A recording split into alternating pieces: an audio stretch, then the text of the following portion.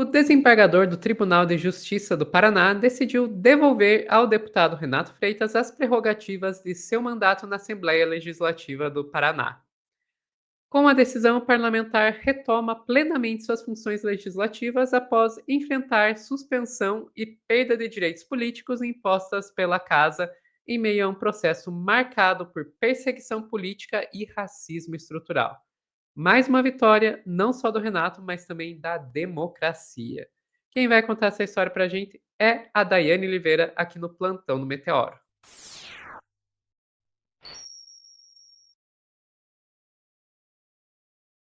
Dai, deu algum erro aqui, não está soltando a música, mas vamos sem música mesmo. Como é que tá?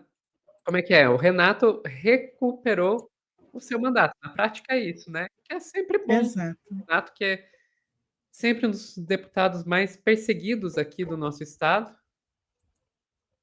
Pois é, Sophie, a gente já tinha noticiado, né, que o Renato tinha uma decisão judicial que favoreceu há mais ou menos 1 ou 2 semanas, só que essa decisão foi derrubada por uma outra dúvida, que era um grande problema, e agora o desembargador devolve a Renato a possibilidade de exercício do seu mandato, que é o mínimo que deveria acontecer. Eu adorei que é o reguezinho, que bom que a música veio, porque eu ia dizer isso, merece reggae, merece parabéns, merece palmas, muitas palmas, porque é uma vitória da democracia.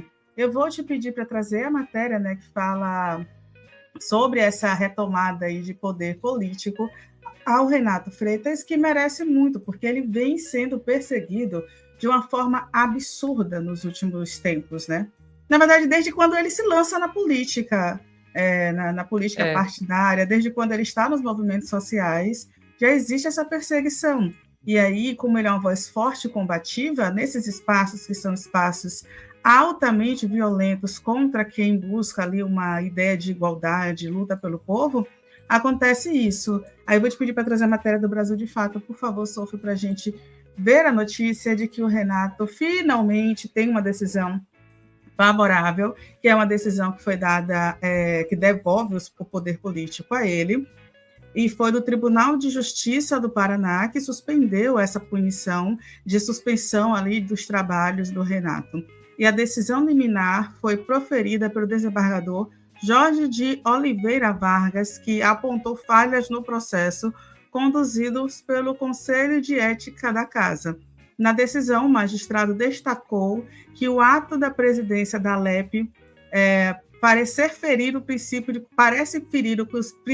de constitucional. Gente, peraí que embolei tudo. Parece ferir o princípio constitucional do devido processo legal. Pronto, agora foi. Segundo ele, não se trata de interpretar o regimento interno, mas de constatar que não houve cumprimento adequado da decisão do próprio Conselho de Ética. O desembargador enfatizou que não está interpretando o regimento interno da LEP, mas sim constatando a inobservância do comando da decisão do próprio Conselho de Ética. O que se questiona muito sobre a decisão de suspender o trabalho do Renato Freitas é o seguinte: para começar, qual é o crime cometido pelo Renato? Porque ele é apontado como um agitador, e a denúncia fala inclusive isso, alguém que estava manifestando ali uma posição, causando com que a Câmara não conseguisse, a Assembleia não conseguisse continuar a votação, privatizando escolas contra a educação básica, a educação pública de qualidade. E aí, essa manifestação de apoio aos professores foi vista como um rito, uma tentativa de travar os processos dentro da casa. Gente, isso sequer faz sentido. Isso sequer faz sentido, mas é isso, eles criaram, né, esse mecanismo que está sendo utilizado no Brasil inteiro para silenciar, para fazer com que a pessoa, com que o seu jurídico, com que uma equipe grande seja deslocada para cuidar de um processo de cassação, que é nitidamente uma perseguição a esse legislador, e faz com que ele tenha, né, uma perda de força, muitas vezes, um desgaste físico, emocional. Imagine a saúde mental que alguém precisa ter num processo violento que não consegue aprovar nada, que não consegue que passa o tempo inteiro se defendendo. O Renato, ele vai falar, a gente vai trazer um vídeo que ele fala, que ele voltou agora do recesso legislativo e tinham 3 pedidos de cassação do seu trabalho, do seu mandato. Isso é muito absurdo, e um pior do que o outro, não tem nem fundamentação, e os negócios ficam passando, e ele acaba, inclusive, sofrendo sanções. Vou te pedir, por favor, Sofia, para trazer o vídeo que o próprio Renato lê esse pedido de cassação, que acabou resultando na punição, por favor. Olha que absurdo isso. Deputado Ricardo Arruda, deputado Tito Barrichello, representando contra mim no Conselho de Ética e pedindo a minha cassação, a perda do meu mandato. Porque, segundo eles, em junho do ano passado, por ocasião da manifestação dos professores aqui dentro, eu que fui mudo num balcão de sorveteria e que tinha aprendido a dizer apenas sim, senhor, não, senhor, posso ajudar? Hoje eu digo, todo poder pertence ao povo, que exerce diretamente ou indiretamente a partir do voto. Mas esse exercício de poder, do voto, tem que ser informado, qualificado, por uma educação de qualidade, para que quando a gente vote, a gente saiba quem cada um desses coronéis que estão aqui representam. Eu aprendi, sei quem eles são, mas, sobretudo, hoje, a partir da educação, eu sei quem vocês são e quem eu sou, e nós somos uma coisa só. Viva a educação! Exigindo melhores condições de trabalho, eu estaria mancomunado com vândalos do Sindicato dos Professores para impedir, obstruir o exercício de um poder constituído, o poder legislativo, para que os deputados não votassem no projeto de lei, segundo eles. E isso configuraria a abolição violenta do Estado Democrático de Direito. Olha que absurdo! Estão querendo me colocar no mesmo balaio dos golpistas do 8 de janeiro. É mole?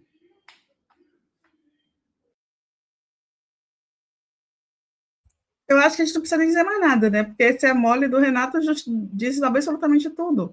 Como uma pessoa que apenas se manifesta a favor dos professores é vista como alguém que estava tentando tomar a Câmara ali, a casa, e fazer... A Câmara, não, perdão, a Assembleia. A casa e fazer com que não fosse votado o projeto. Não é isso. Inclusive, o Renato é minoria dentro desse espaço. O que o Renato fez foi fazer uma manifestação de apoio, fazer sua fala brilhante. Em outro momento, quando não tinha a sessão, ele fala algumas palavras e os professores, né, respondem. Eu só de falar eu fico arrepiada, porque é um vídeo muito lindo, é um vídeo muito impactante. E é um coro, ele vai falando, os professores vão respondendo de forma muito linda. Inclusive, houve essa manifestação dos professores que não conseguiram entrar na Câmara e precisaram forçar a sua entrada, e tentam também dizer que o Renato seria a pessoa ali que teria ajudado os professores a entrar. Gente, o Renato sequer estava na porta no momento que isso acontece. Então, é uma perseguição, existe uma perseguição muito nítida, existem outras ações também contra o Renato. Então, é uma vitória da soberania brasileira, uma vitória da democracia brasileira, uma vitória do judiciário frente à brutalidade, à violência que acontece dentro dos nossos parlamentos. E aí eu vou te pedir, por favor, Sofia, para colocar o vídeo que o Renato mostra, né, quando ele volta do recesso parlamentar agora em julho, ele mostra os 3 pedidos de processo que ele recebeu. É um negócio assim surreal. Eu não conheço ninguém tão perseguido quanto o Renato. Olha aí. Não é um vídeo, né? É uma foto, mas sim. Isso, é uma foto, exatamente. 3 pedidos de processo e tem a legenda também na foto, Sofia, por favor. Vamos lá.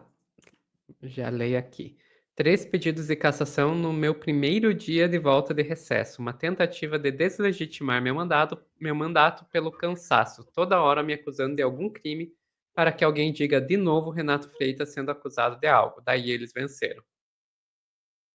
Exatamente. E é ótimo quando ele vai trazendo essa narrativa, né, de fortalecer que é uma perseguição, de mostrar que é uma perseguição.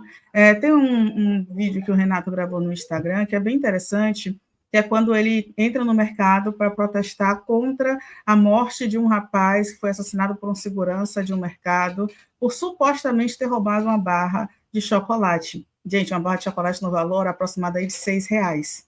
E ele perdeu a vida. E aí, durante esse protesto, tem uma deputada, né, colega do Renato, que chega a falar assim, porque o Renato de Freitas não deixou ninguém trabalhar, porque fechou os caixas do estabelecimento, teve agressão. Não houve agressão, tem todos os vidas, ele apenas tira a cestinha de compras, né, da mão de uma pessoa, não tem agressão, gente, e ela ainda assim vai tentando aí essa construção de que é um homem preto, agressivo, violento, que não deveria estar naquela casa, que não deveria estar na Assembleia Legislativa, que não é um espaço para ele, e isso tudo é uma construção do racismo na nossa sociedade, sobretudo contra uma pessoa que não vai ali com a manada votar contra o povo, pelo contrário. Então, para mim, o Renato é grande, é gigante, merece muito mais destaque, o que a gente espera, inclusive, é que no ano que vem ele seja eleito para federal também, porque eu já quero, Sofia, eu quero muitos embates do Renato frente ao Nicolas Ferreira, por exemplo, do Renato frente a esses deputados que estão lá trazendo muito nossas vidas, sabe? Então, que mais Renatos sejam formados e que mais vitórias a gente consiga, pelo menos através do judiciário, né? Que não era, inclusive, nem tanto confiável, como a gente viu, também uma reversão aí da decisão recente do Renato, mas em alguns momentos ele representa a gente. Pelo menos isso, né, Sofia? Exato, exato. O Renato é uma pessoa pela qual eu tenho muito carinho, né, eu vou admitir aqui. Ele já veio várias vezes aqui no Meteoro conversar com a gente, eu já conversei com ele aqui. E eu diria que é uma das, se não a figura mais combativa que a gente tem na nossa Assembleia Legislativa aqui do Paraná. E eu acho que isso, junto do fato de ser uma pessoa negra e de origem humilde, né, explica o porquê do tamanho da perseguição. E quando eu falo de perseguição, é essa palavra mesma, porque como a Dai disse lá no comecinho, não é de agora isso. O Renato, antes de ser deputado estadual, ele foi vereador aqui por Curitiba.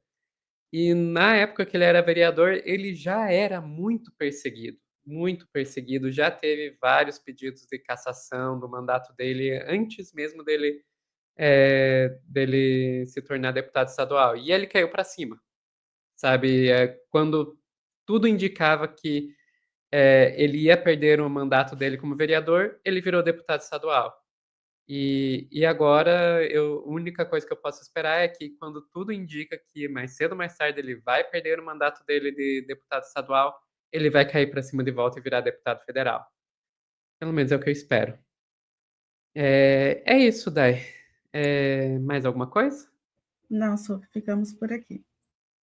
Pessoal que está assistindo ao vivo, não saiam daí que a gente já volta com mais notícias no Plantão do Meteoro.